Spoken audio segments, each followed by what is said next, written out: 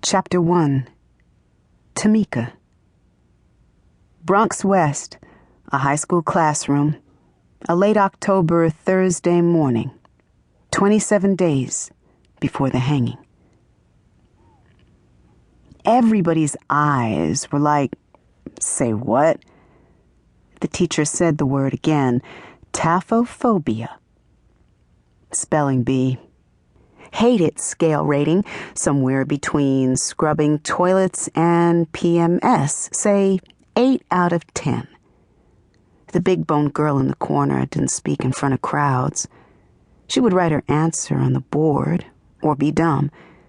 She studied the shapes made by old lady Rodriguez's mouth. Ta-pho-pho-be-ya. Meningitis struck her 10 years before when she was 5.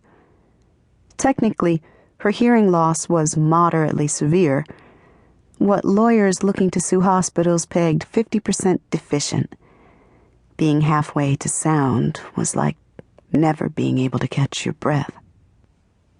She got by just fine when she kept her hearing aids turned on.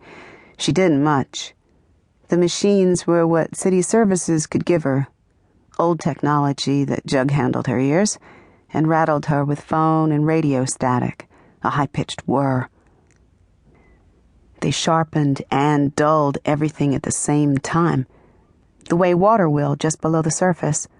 But turned off and plugging up her drums, the aids screened out the world.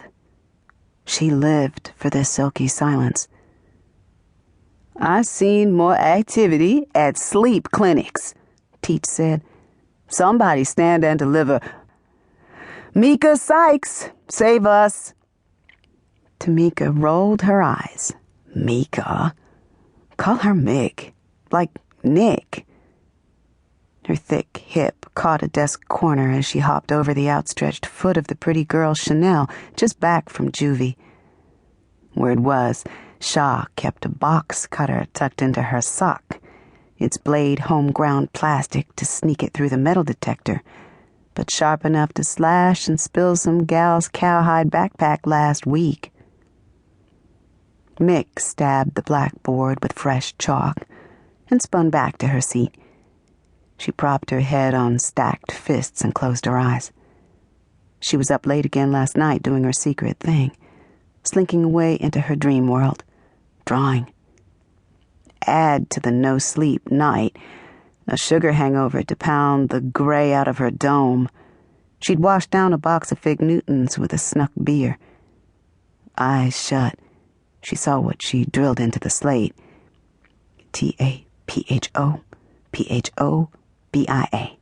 Fear of being buried alive.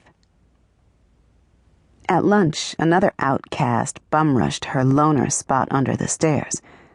The G, he called himself. So sad. He handed Mik his homework. Mik eyed the paper, algebra, held up 3 fingers. "For 10 questions?" The dude fished his pockets and came up with lint and dirty pennies. "All I got is $1 and some."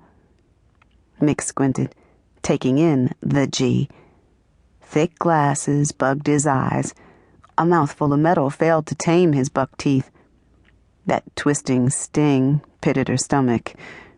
Repulsion? Lust? Both. She had a thing for losers. She grabbed the coins.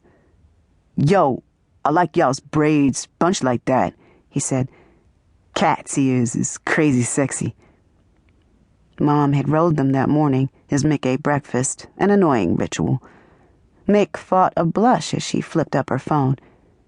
She clicked a hotkey for a ready reply text. "Whatever." "Mik, let me watch you do it, the math." Another hotkey. "Not never." Last time she let him watch, he faked a yawn and dropped his arm over her shoulder. So corny. She had let him brush her breast, his hand clammy and shaken.